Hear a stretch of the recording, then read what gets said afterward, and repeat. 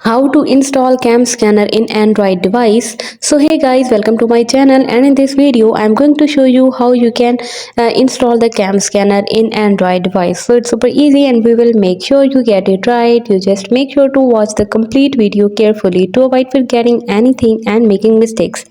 So let's get started. You have to open the Google Play Store in your Android device, and after that you have to tap right here on the search bar, and you have to search for the cam scanner option.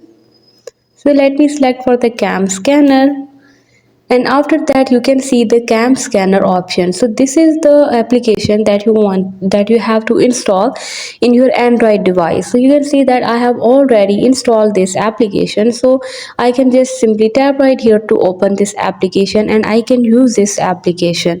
So this is the simplest way to install the cam scanner application in Android device. Hope you guys like my video, and please consider showing your support by commenting, liking, sharing and subscribing to my channel for more valuable content in the future.